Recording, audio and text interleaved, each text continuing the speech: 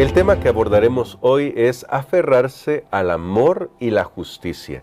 Recuerden que esta semana hemos estado estudiando sobre el amor y la justicia en el carácter de Dios.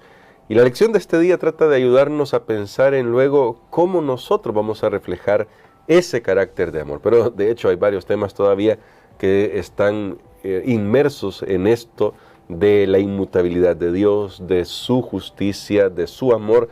Así que vamos a orar pidiendo la dirección de nuestro Dios para el estudio de este día.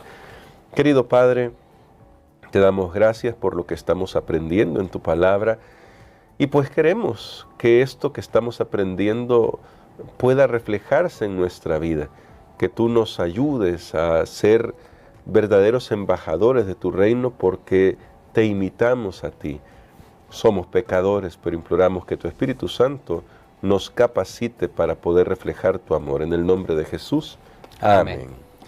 Para el tema de hoy, pastor, luego de lo que hemos venido hablando sobre el hecho de que Dios es perfectamente justo, perfectamente bondadoso y que Él siempre va a ver el bien para todas sus criaturas, nunca va a hacer algo moralmente malo porque Él es perfecto e inmutable, pero que luego se relaciona con nosotros y en ese sentido ha decidido que impacten también nuestras decisiones, nuestras acciones sobre la forma en que Él se relaciona con nosotros. Ahora surge una pregunta, ¿cómo nosotros deberíamos actuar? Surge esta pregunta porque quizá aquí me gustaría introducirlo con esta idea.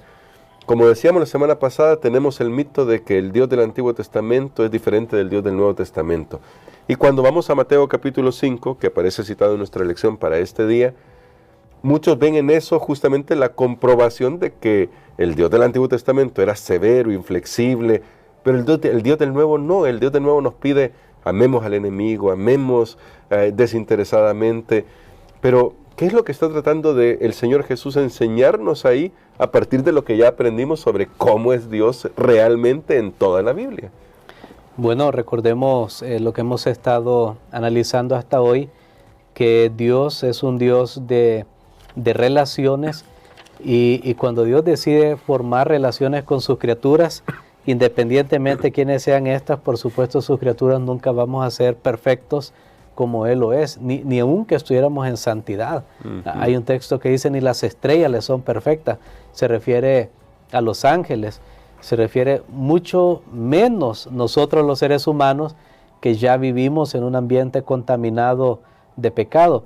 Sin embargo, Dios decide entrar en relación con nosotros y a eso nos está diciendo que nosotros también podemos imitar a Dios en ese sentido, en poder relacionarnos con las personas, pero surge una pregunta, pero ¿cómo me voy a relacionar con alguien que me hizo un daño, con alguien que no me quiere por alguna razón, de alguna manera?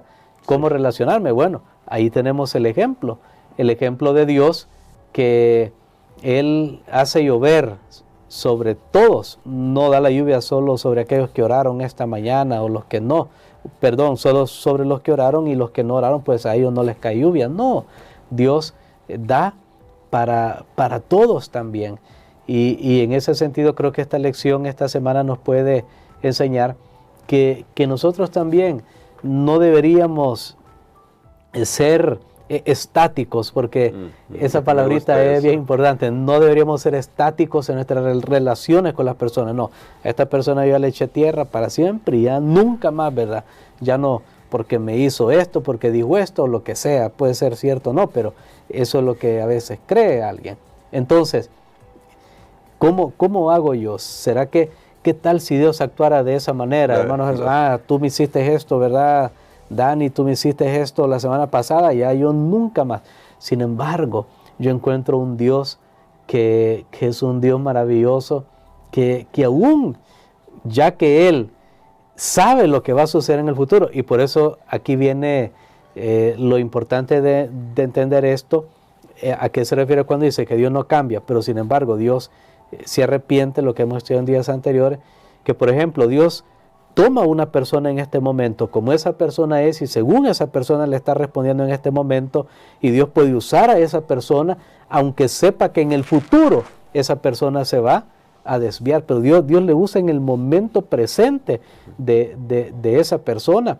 O igual, en el momento presente, una persona puede estar totalmente desviado, perdido, pero cuando esa persona viene y cambia y se arrepiente, y entonces Dios ahora comienza a usar a esa persona de acuerdo con su propósito. Entonces esto nos puede ayudar para tratar también con nuestras relaciones. Que el Señor Jesús nos dejó muy desafiados, pero no dijo nada ni hizo nada que no pueda capacitarnos para hacer si confiamos en Él.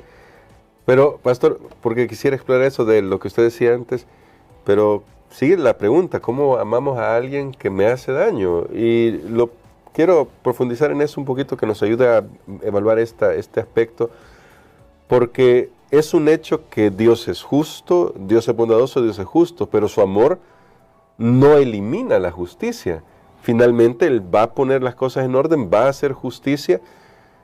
¿Cómo en realidad esto es lo que debería ayudarnos para mantener esa confianza de que puedo seguir amando y no tomar la venganza, tema que se trató la semana pasada, porque al final Dios va a hacer justicia y su justicia va a ser perfecta? Bueno, me parece, hermano Gerson, una pregunta extraordinaria, porque a veces nosotros pensamos, pero si yo amo a otra persona, si yo soy bueno, pero la otra persona al final siempre se mantuvo en su posición de antagonista, de llevarme la contraria, de afectarme o de hacerme daño. Entonces, ¿por qué yo dar el primer paso? ¿Por qué yo tratar de ser bueno con esa persona? Y aquí entra entonces esta palabra que se estudia en la lección el día de hoy, la palabra justicia.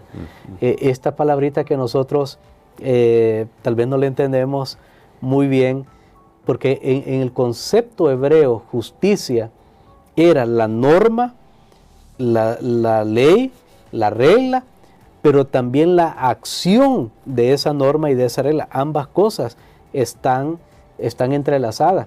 Por ejemplo, hoy en nuestros gobiernos, los poderes judicial, legislativo, ejecutivo, se dice que deben estar separados. Sí.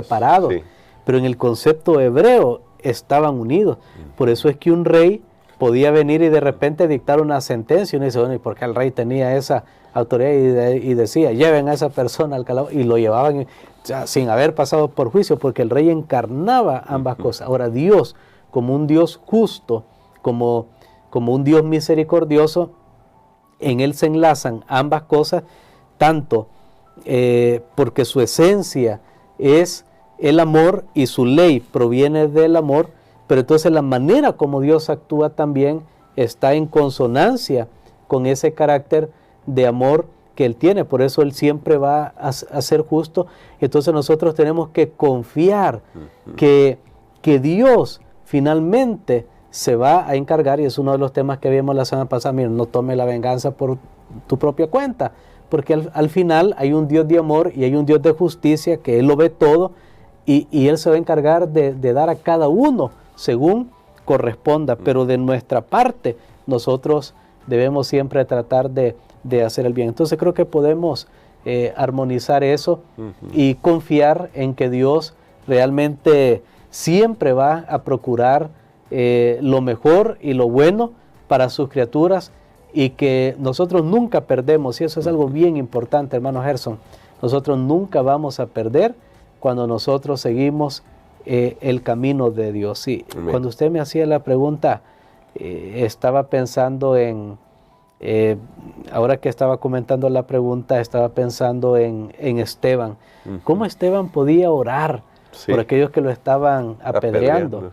¿Cómo Jesús en la cruz podía decir, Padre, perdónalos porque no saben lo que hacen? Sí. Precisamente porque Él sabía, noten, ellos oraron a Dios, en el caso de Jesús en la cruz, de Esteban, cuando estaba siendo ejecutado, porque sabían que en última instancia Dios es el juez supremo de este universo, pero que en el corazón de ellos no iban a morir llenos de resentimiento, de odio, algo que puede suceder en la actualidad cuando las relaciones no han estado muy bien. Creo que Dios nos llama a liberarnos de cualquier sentimiento negativo y confiar en Él, que Él siempre va a establecer, y la Biblia lo hace bien claro, que Dios establecerá la justicia eterna en nuestra tierra como debió haber sido siempre. Amén. Y justamente pensando en Esteban, yo he visto por ahí, a veces sale en redes sociales en tono de humor, dicen,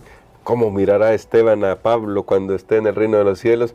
Pero yo siempre he pensado, por la oración que hizo Esteban, al ver a Pablo se va a sentir alegre que su oración fue contestada en la persona de Pablo, que Dios respondió esa oración de no tomarles en cuenta ese pecado y salvar a uno de los que ha sido de los más grandes teólogos de nuestra historia, bueno, el gran maestro del Nuevo Testamento.